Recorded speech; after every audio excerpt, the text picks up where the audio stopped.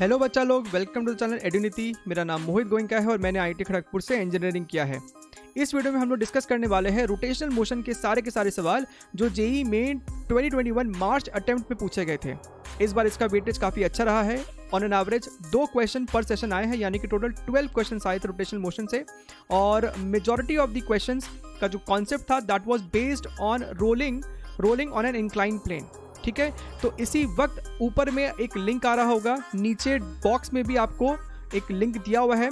मैंने इस चैनल पे एक छोटा सा वीडियो अपलोड किया है on rolling on incline plane, तो ज़रूर उसको जाके पहले देख लीजिए, क्योंकि उस कॉन्सेप्ट पे बेस्ड कम से कम 4 से 5 क्वेश्चन इस वीडियो में आपको मिलने वाला है। ठीक है, और जो बच्चे नए चैनल पे उसमें बता दूँ कि हम लोगों ने already JEE Main 2020 and Feb attempt 2021 का भी सोल्यूशंस अपलोड किया हुआ है। लिंक नीचे आपको डिस्क्रिप्शन बॉक्स में मिल जाएगा।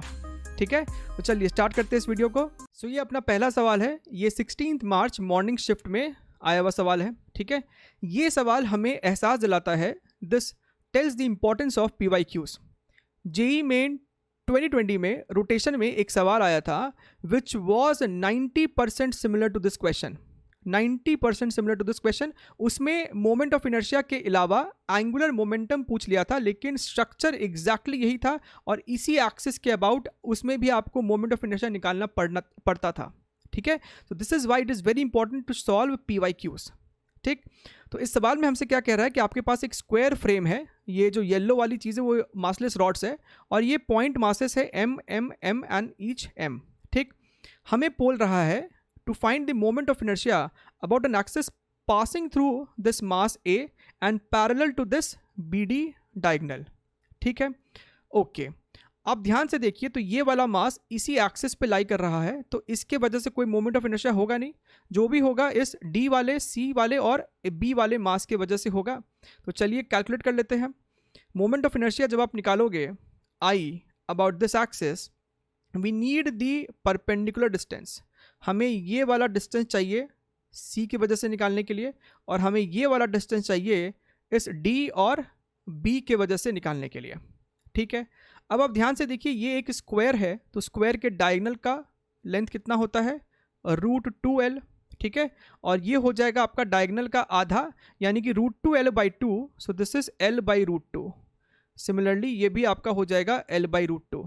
ठीक है, तो मोमेंट ऑफ इनर्शिया लिखते हैं, इस वाले मास की वजह से लिखेंगे तो कितना आ जाएगा M L/√2 होल स्क्वायर, और सिमिलर यहाँ पे भी है तो इसको ट्वाइस कर देंगे, प्लस C वाला जो मास है उसके वजह से M मल्टीप्लाइड बाई ये जो दूरी है √2L इसका स्क्वायर कर दीजिए। तो ये आपको कितना हो गया ML²/2, और यहाँ पे एक और 2 है तो सिंपली ML² प्लस ये आपको हो जाएगा 2ML²।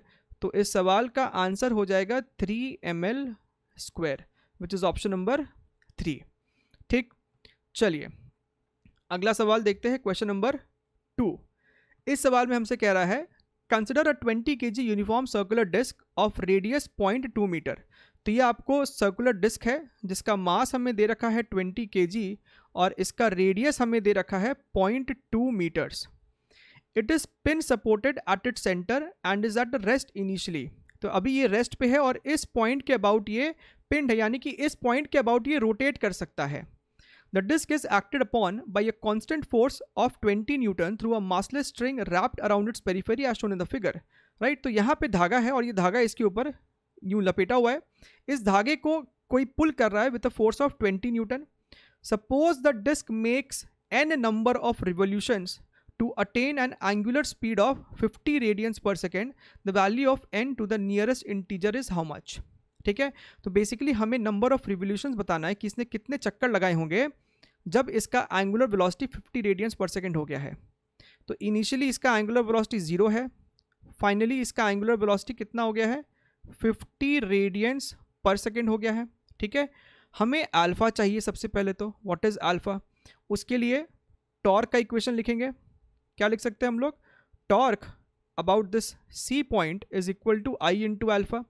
राइट, और इस फोर्स की वजह से टॉर्क कैसे लिखाएगा, फोर्स इंटू परपेंडिकुलर डिस्टेंस।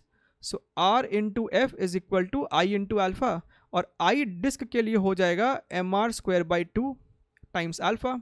ठीक है, तो यहाँ से स्क्वायर खत्म, ये वाला R खत्म, तो आपका अल्फा बन गया 2f upon m into are, ठीक है। सो 2 टाइम्स f की वैल्यू है 20, राइट, मास है आपका 20 और रेडियस है आपका 0.2, तो यहाँ से ये आपको 10 रेडियंस पर सेकेंड स्क्वायर आता हुआ दिखाई देगा। सो अपना अल्फा आ गया। एक बार ये अल्फा आ गया, let us try to find कि कितना थीटा रोटेट किया है, what is the angle rotated, है ना। So omega square final is equal to omega square initial plus 2 alpha theta.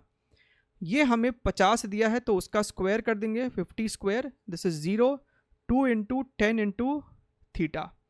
So ये हो जाएगा आपको 2500 divided by 20 is equal to theta. तो यहाँ से मेरा थीटा कितना आ जाएगा, this is going to be 125 radians. लेकिन हमसे एंगल नहीं पूछा है, हमसे पूछा है नंबर ऑफ रिवोल्यूशंस। तो नंबर ऑफ रिवोल्यूशन कितना होगा, एक रिवोल्यूशन में 2 पाई रेडियन होता है। सो एन हो जाएगा आपका theta by 2 pi, this is 125 divided by 6.28, ठीक है। आप इसको डिवाइड कीजिए, this is going to be approximately 19.9 which is 20। So इस सवाल का आंसर हो जाएगा अपना 20 रिवोल्यूशंस, ठीक है। चलिए अगला सवाल देखते हैं, question number 3। A force F vector which is 4i cap, 3j cap, 4k cap is applied on an intersection point of x is equal to 2 plane and x axis। समझिएगा, तो ये आपका x is equal to 2 plane है, this is your x is equal to 2 plane। तो हमसे कह रहा है कि एक फोर्स एक्ट कर रहा है at a point which is intersection of this plane and X axis. तो ये प्लेन और एक्स एक्सिस कहाँ पे कट किया होगा, x is equal to 2 पे कट किया होगा, राइट। तो ये 2,0,0 पे कट किया है और इसी पॉइंट पे सवाल में कहता है कि फोर्स लगा है, ये जो F वेक्टर है इसी पॉइंट पे लग रहा है, ठीक है। This is the force vector, बढ़िया एकदम।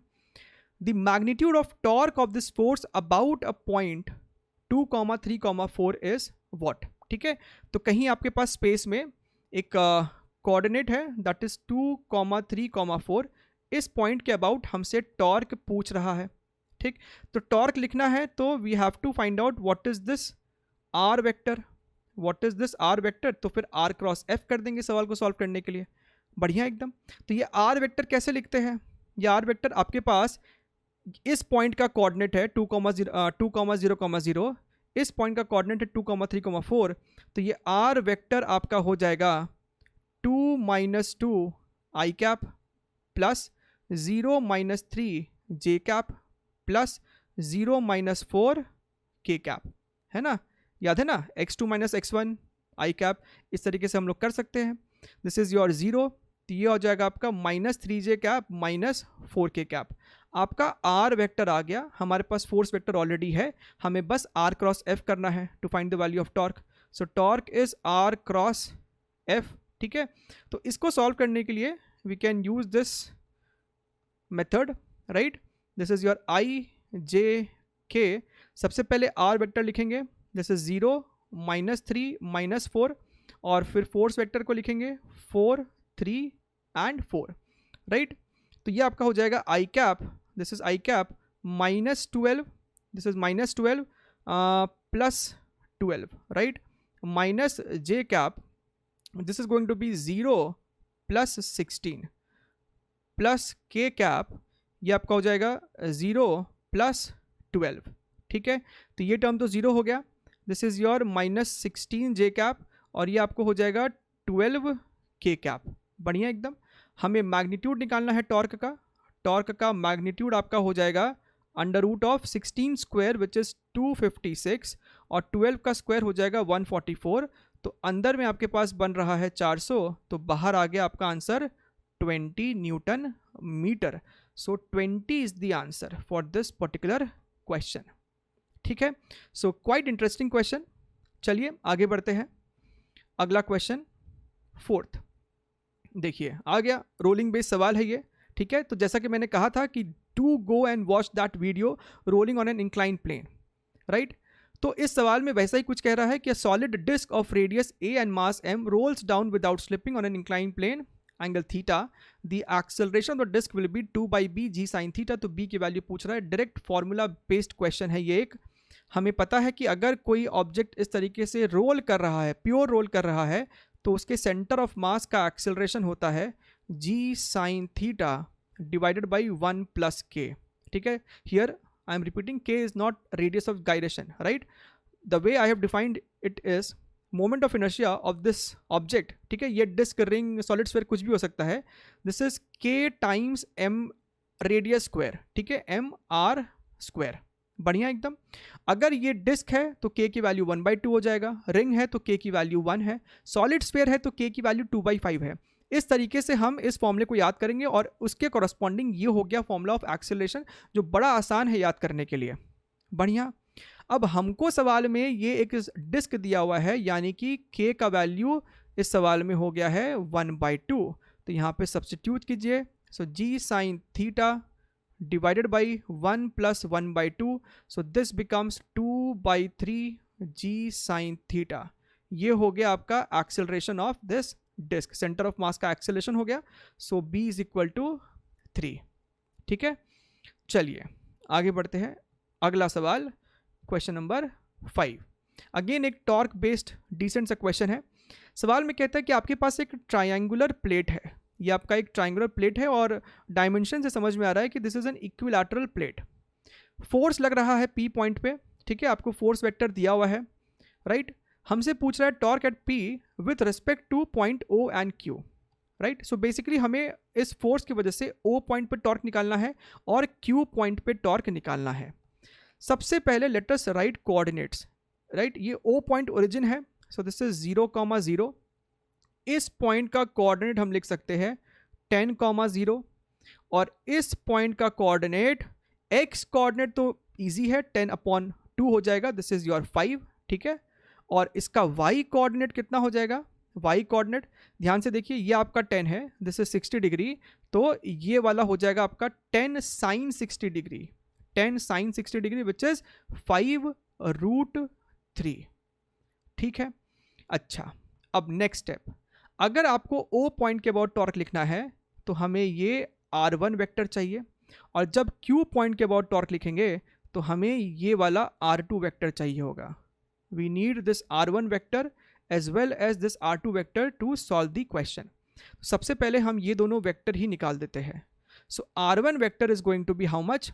5 minus 0 i cap which is 5 i cap and similarly 5√3 j cap.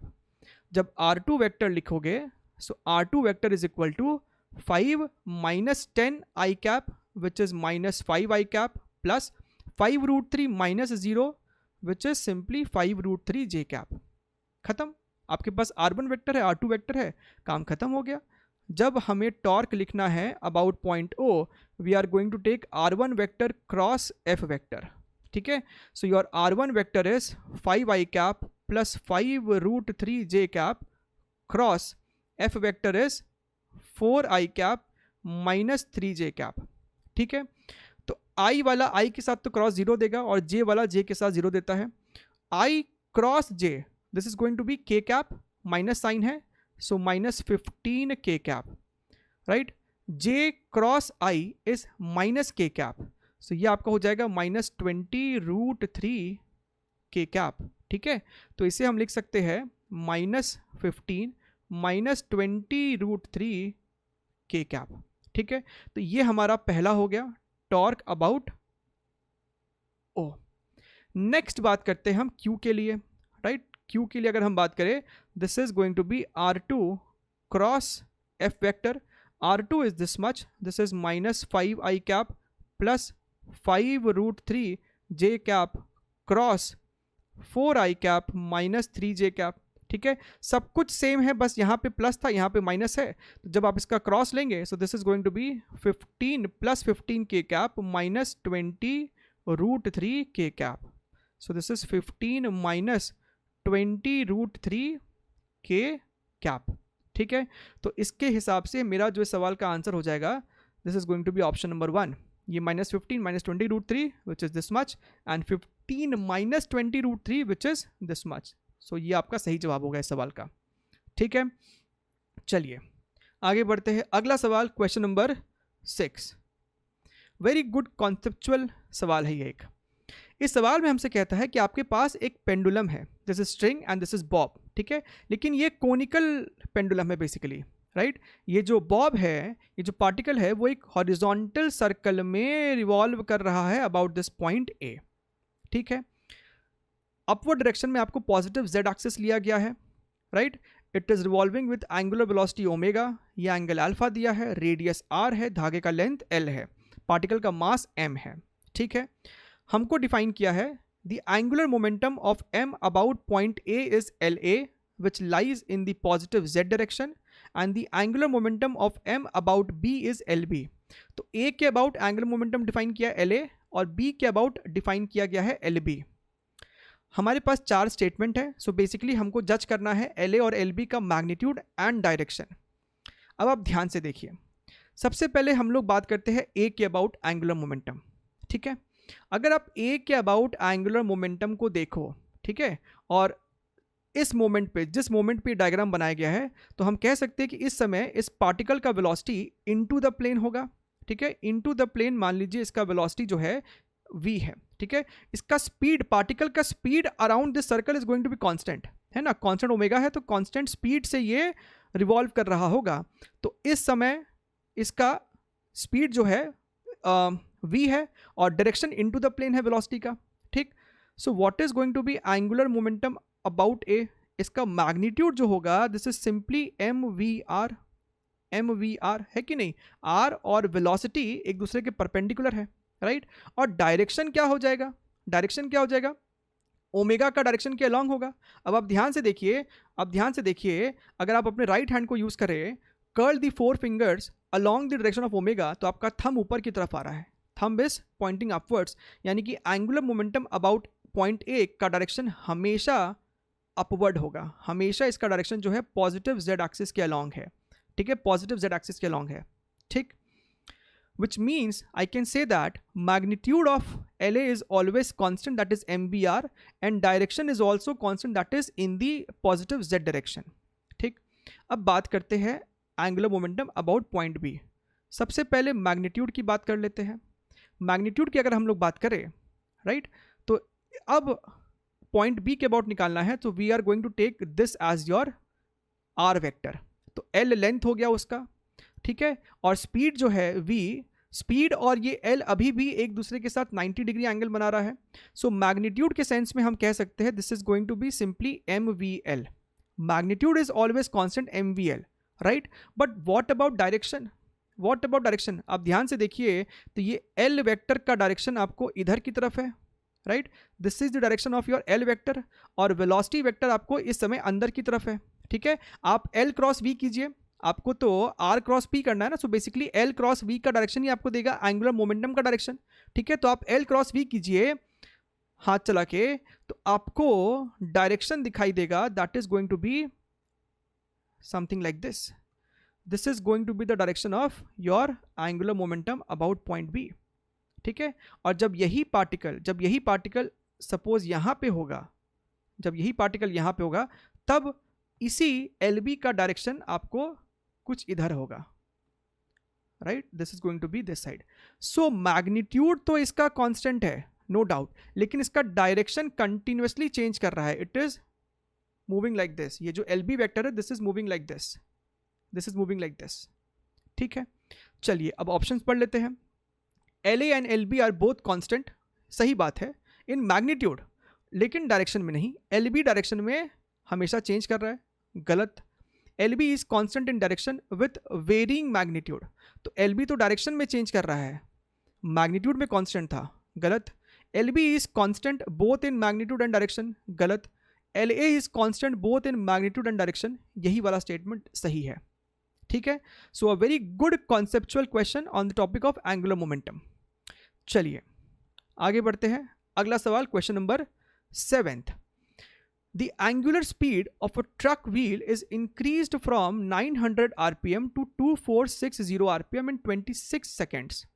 The number of revolutions by the truck engine during this time is what? बढ़िया एकदम, हमसे नंबर ऑफ रिवोल्यूशंस पूछ रहा है, ठीक है। अच्छा, यहाँ पे ध्यान से देखिए, आपको जो इनिशियल एंगुलर वेलोसिटी दिया हुआ है omega 1, this is your 900 rpm, ठीक है। हम लोग इसे रेडियंस पर सेकेंड में कन्वर्ट नहीं करेंगे क्योंकि हमें बेनिफिट मिलने वाला है, हमको रिवोल्यूशंस ही पूछा है और ये यूनिट्स क्या है, दिस इज रिवोल्यूशंस पर मिनट, है ना। तो क्यों इसका यूनिट को चेंज करो, हाँ मिनट को सेकंड में कर दो क्योंकि टाइम यहाँ सेकंड में दिया हुआ है। So 900 divided by 60, this is going to be revolutions per second, right. So this becomes how much, 15 RPS। And what is your omega 2, this is 2460 divided by 60 RPS, right. ये कितना हो जाएगा, 0 से 0 आपका चल गया, दिस इज 41 RPS, ठीक है। हमको टाइम दिया हुआ है, हमको टाइम दिया है कि यहाँ से यहाँ आने में जो टाइम लग रहा है दैट इज योर 26 सेकेंड्स, ठीक। द नंबर ऑफ रिवोल्यूशंस, हमसे नंबर ऑफ रिवोल्यूशन पूछ रहा है। अब आप ध्यान से देखिए, अब हम लोग जो थीटा निकालेंगे वही आपको बेसिकली नंबर ऑफ रिवोल्यूशन हो जाएगा। अब आप समझिए, हम लोग यहाँ पे यूनिट्स रिवोल्यूशन में ही रख रहे हैं, है कि नहीं। सो बेसिकली वो अपने आप थीटा अपॉन 2 पाई होने वाला है n, ठीक है। ओके, तो अब जो हम लोग निकालेंगे आंसर वो डायरेक्टली आपको नंबर ऑफ रिवोल्यूशन ही देगा। एक इक्वेशन तो हो गया आपका omega T is equal to omega 1 plus alpha into T, ठीक है, अल्फा इंटू टी। और एक इक्वेशन होता है आपका theta is equal to omega 1t plus half alpha t square. यहाँ से अल्फा को उठाइए, this alpha is nothing but omega t minus omega 1 by t. यहाँ पे सब्स्टिट्यूट कीजिए, theta is equal to omega 1t plus half, alpha की जगह हम लिख सकते हैं omega t minus omega 1 by t, this is t square. तो एक टी स्क्वायर और ये टी खत्म, ये आपके पास omega 1t plus omega 2t minus omega 1t divided by 2 है। एलसीएम लीजिए, ये आपको आने वाला है omega 1 plus omega 2 by 2 times T, right. Directly values को पुट कीजिए, आपको आपका आंसर मिल जाएगा। Omega 1 is what, 15 plus omega 2 is 41 divided by 2 multiplied by t is 26। ये कितना हो जाएगा, this is going to B 56 by 2 which is your 28 into 26, ठीक है। आपको इसे सॉल्व करना है, this is going to be 728 revolutions, ठीक है। हमें कुछ भी 2 पाई से अब डिवाइड करने की जरूरत नहीं क्योंकि ऑलरेडी राइट साइड का यूनिट्स आपको रिवोल्यूशंस में ही है, तो ये डायरेक्टली आपको रिवोल्यूशंस में ही आ रहा है, डायरेक्टली ये थीटा बाई 2 पाई बन के ही आंसर आने वाला है, ठीक। सो सीधे हम लिख सकते हैं यहाँ पे 728। चले आगे, अगला सवाल, क्वेश्चन नंबर 8। अगेन रोलिंग का एक सवाल है और ये एक स्टैंडर्ड सा सवाल है, इवन एनसीईआरटी में भी हम लोग इसको प्रैक्टिस करते हैं, स्कूल लेवल पे भी हम लोग इसको प्रैक्टिस करते ही करते हैं।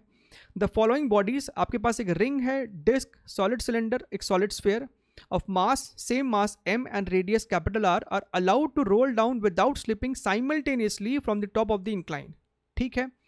The body which will reach first at the bottom of the inclined plane is which one? बढ़िया, तो जिस बॉडी का एक्सेलरेशन सबसे ज्यादा होगा सबसे पहले वही पहुंचेगा, एकदम वाजिब सी बात है।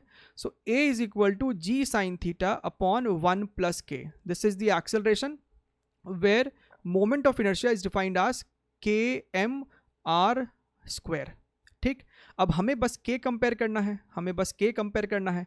अब ध्यान से देखिए, अगर हम लोग एक रिंग की बात करें, रिंग की अगर हम लोग बात करें तो रिंग के लिए k का वैल्यू 1 हो जाएगा, है ना। एक डिस्क के लिए इसका वैल्यू 1/2 हो जाएगा, सॉलिड स्फीयर के लिए 2/5 एंड हॉलो स्फीयर के लिए, आपके पास हॉलो स्फीयर भी है ना, है कि नहीं। रिंग, डिस्क, अच्छा सॉलिड सिलेंडर है, we don't have hollow sphere, we have solid cylinder. अच्छा सॉलिड सिलेंडर और डिस्क का k का वैल्यू दोनों का हाफ ही होने वाला है, तो यहाँ पे आप ध्यान से देखिए, सबसे कम k का वैल्यू एक सॉलिड स्फीयर के लिए that is your 0.4, that is your 0.4, बाकी सब ज़्यादा है। तो डिनोमिनेटर जितना छोटा होगा उतना ज़्यादा आपका एक्सेलरेशन होगा, विच मीन सॉलिड स्फीयर का एक्सेलरेशन सबसे ज़्यादा होगा, acceleration of solid sphere is maximum, तो सबसे पहले भी वही पहुंचेगा। So answer is option number 4, तो यहाँ पे हमको बस 4 लिखना था, ठीक है। 17 मार्च मॉर्निंग का ये सवाल है। आगे बढ़ते हैं, अगला क्वेश्चन, क्वेश्चन नंबर 9। देखिए किस तरीके से रोलिंग पे सवाल लाइन से आ रहा है आपके लिए। A sphere of mass 2 kg and radius 0.5 meter is rolling with an initial speed of 1 meters per second, ठीक है, 1 meters per second। तो ग्राउंड से मतलब लोअर लेवल से इसे ऊपर की तरफ भेजा गया है और शुरुआत में इसके सेंटर ऑफ मास का जो स्पीड है that is 1 metres per second, और ये प्योर रोल करता हुआ ऊपर जा रहा है, ठीक है। किसी पॉइंट पर जाके रुका होगा और फिर प्योर रोल करता हुआ नीचे आया होगा। एंगल ये 30 डिग्री है। Okay, without slipping, how long will sphere take to return to starting point A. तो यहाँ से ऊपर जाके फिर नीचे आने में इसको कितना टाइम लगता है। So we have known this fact that acceleration, ये एक सॉलिड स्फीयर है, so acceleration of a solid sphere is given by g sin theta divided by 1 plus k, जहाँ पे k हो जाएगा आपका 2/5 for a solid sphere, right. So this is your how much, 5 ऊपर चला जाएगा, 7 नीचे है, 5/7 g sin थीटा। तो ये आपका ऊपर जाते वक्त रिटार्डेशन हो जाएगा और नीचे आते वक्त इसी स्फीयर का पॉजिटिव एक्सेलरेशन हो जाएगा, ठीक है। तो इसमें कोई भी डाउट नहीं कि जितना टाइम उसको ऊपर जाने को लगेगा उतना ही टाइम नीचे आने के लिए लगेगा, right. So let us try to find एक रास्ते का टाइम, है ना, यहाँ से लेके ऊपर जाने का टाइम। तो जब ये अपने टॉप मोस्ट पोजिशन पे पहुँचा है, सो डेफिनेटली इसका फाइनल वेलोसिटी तो 0 हो गया होगा। इसका initial velocity 1 metres per second है, so I can write 0 is equal to 1 minus, ठीक है, ये आपका रिटार्डेशन है, this acceleration is acting in the downward direction. So this is your 5/7 g sin थीटा मल्टीप्लाइड बाई t। तो यहाँ से मेरा t आ जाएगा 7 divided by 5g sin theta, ठीक है। लेकिन हमको पूछा है टोटल टाइम, तो नीचे आने का भी सेम टाइम होगा। So total time will be 2 times of small t, this is going to be 2 into 7 14, 14 divided by 5 multiplied by g की वैल्यू सपोज 10 ले लेते हैं, और साइन 30 डिग्री आपका होता है कितना, 1/2, दिस इज योर 1/2। सो ये आपका हो जाएगा 5, this is your 14/25, and this value is approximately how much, 0.56 second, which is matching up with option number 3, सबसे नज़दीकी यही ऑप्शन है। तो इस सवाल का आंसर हो गया। सो दिस इज द इम्पॉर्टेंस, एक कॉन्सेप्ट पे एग्जैक्ट सेम क्वेश्चन है लेकिन घुमा घुमा के वही कॉन्सेप्ट को इस्तेमाल करके सवाल बनाया जा रहा है। आगे बढ़े, अगला सवाल देखते हैं, क्वेश्चन नंबर 10th। सो ये आपका एक फंडामेंटल एंगुलर मोमेंटम कंजर्वेशन का सवाल है। सवाल में कहता है कि आपके पास एक थिन सर्कुलर रिंग है जिसका मास m है, रेडियस r है, और वो अपने सेंटर के अबाउट ओमेगा वेलोसिटी से रोटेट कर रहा है, ठीक है। Now 2 particles having mass m each are now attached at diametrically opposite points. The angular speed of the ring will become how much? तो अब इसका नया ओमेगा हो गया ओमेगा डैश, तो हमसे ओमेगा डैश पूछ रहा है। So I can say that initial angular momentum is equal to final angular momentum. शुरुआत में जो एंगुलर मोमेंटम है that is I into omega, ring का मोमेंट ऑफ इनर्शिया होता है आपका mr² इंटू ओमेगा, और बाद में पूरे सिस्टम का जो मोमेंट ऑफ इनर्शिया हो जाएगा रिंग का प्लस दोनों मास का इतना हो जाएगा, है कि नहीं, mr² plus mr² times omega dash.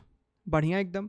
यहाँ पे ध्यान से देखिए, आपका r² कैंसिल हो जाएगा and omega dash comes out to be m into omega divided by m plus 2 into small m। So this is the result which is your option number 3, ठीक है। चलिए आगे बढ़ते हैं, अगला question, question number 11th। Consider a uniform wire of mass m and length l. It is bent into a semicircle. ठीक है, तो उस वायर को हमने एक सेमी सर्कल के फॉर्म में बेंड करा हुआ है। तो इस पूरे सिस्टम का मास कैपिटल M है और इसका लेंथ जो है वो L है। It's moment of inertia about a line perpendicular to the plane of the wire passing through the centre is how much. ठीक है, तो इस पूरे सिस्टम का मास कैपिटल M है, हमसे इस सेंटर के अबाउट मोमेंट ऑफ इनर्शिया पूछ रहा है। ठीक है, इसके अबाउट इस तरीके से वो रोटेट करेगा इस एक्सिस के about. Axis is perpendicular to the plane of the semi circular ring. ठीक, अच्छा, रेडियस मान लेते हैं r है, लेट अस से द रेडियस इज r। तो क्या हो जाएगा मोमेंट ऑफ इनर्शिया, इसके अबाउट मोमेंट ऑफ इनर्शिया क्या हो जाएगा, ये mr² ही हो जाएगा, है कि नहीं।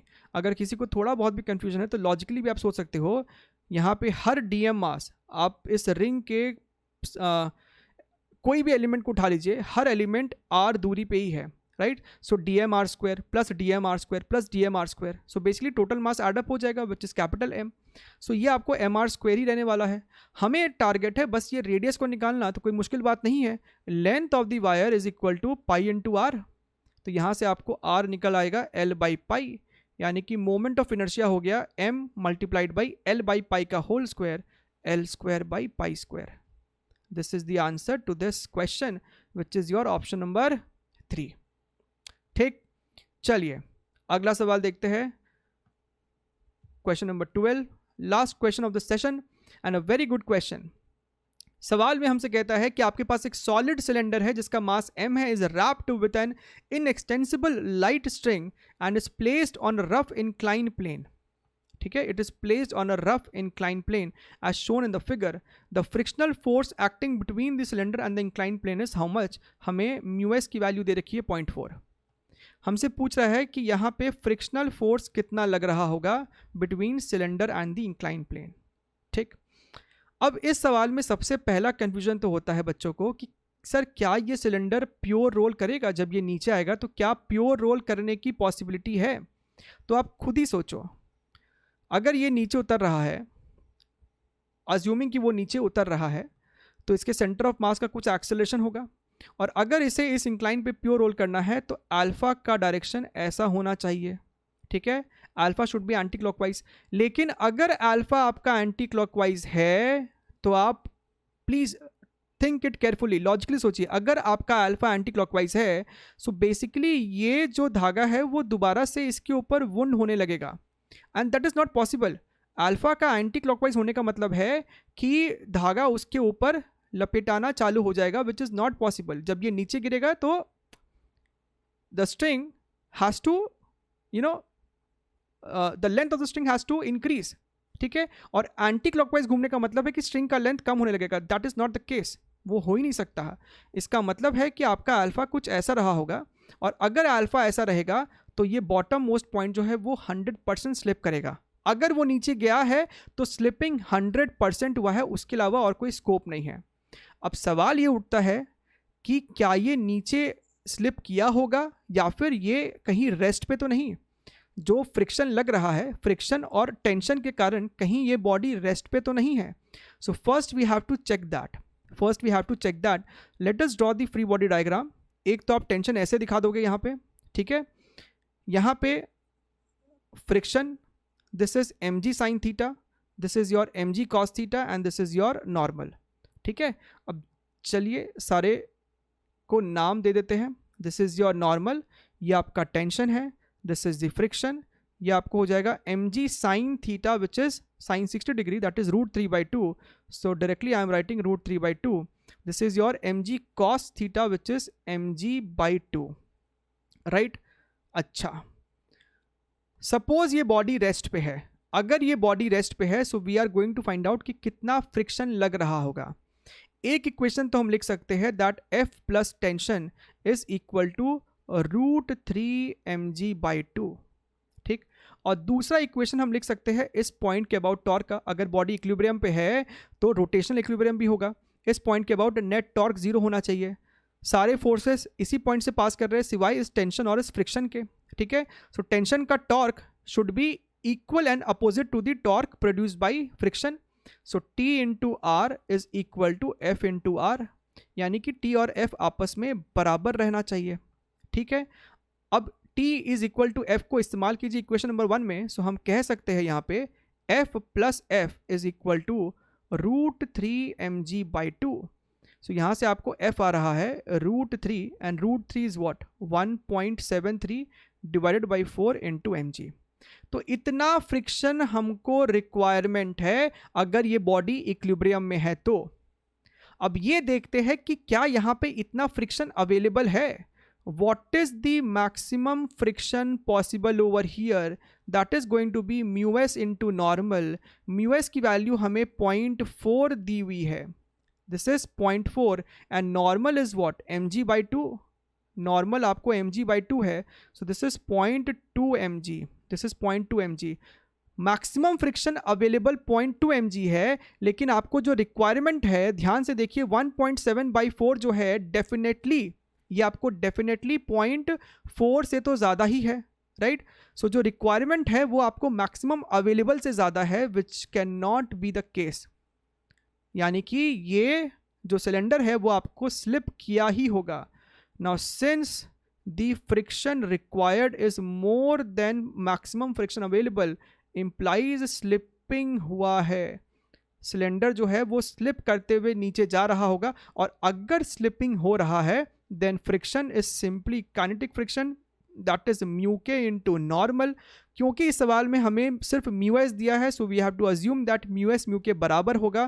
This is 0.4 multiplied by normal, that is your m g by two, this is your m g by two, ये आपको 0.2 हो गया है। So this is your 0.2 m g, और 0.2 को हम 1/5 लिख सकते हैं। सो हमारा आंसर इस सवाल का हो जाएगा mg/5। This is going to be option number 3, right. तो इस तरीके से डिटेल एनालिसिस करते हुए I have tried to explain you each and every aspect of the question. सबसे पहला कि ये सिलेंडर प्योर रोल क्यों नहीं कर सकता, वो इम्पॉसिबल सिचुएशन है। दूसरा कि हम इसे डायरेक्टली स्लिपिंग नहीं मान सकते, वी हैव टू अंडरस्टैंड कि क्या ये स्लिप करेगा कि नहीं करेगा। We have shown that the required friction for it to stay in equilibrium is more than the maximum available friction. इसका मतलब स्लिप किया होगा, और अगर स्लिप किया है so it has to be the kinetic friction which is mu k into normal, और हमने इसे सॉल्व कर दिया है, ठीक। So this was a fantastic session on rotation, and I hope this is going to help you in your upcoming April and May attempts, right? And if you have liked the session, then do hit the bell icon, subscribe कीजिए, और अपने जितने भी दोस्त हैं उन सबके साथ इसे प्लीज़ शेयर कीजिए। This is going to be helpful for each and every JEE aspirants, right? और हम लोग ऐसे ही वीडियोज़ में मिलते रहेंगे, तब तक के लिए टेक केयर, बाय बाय।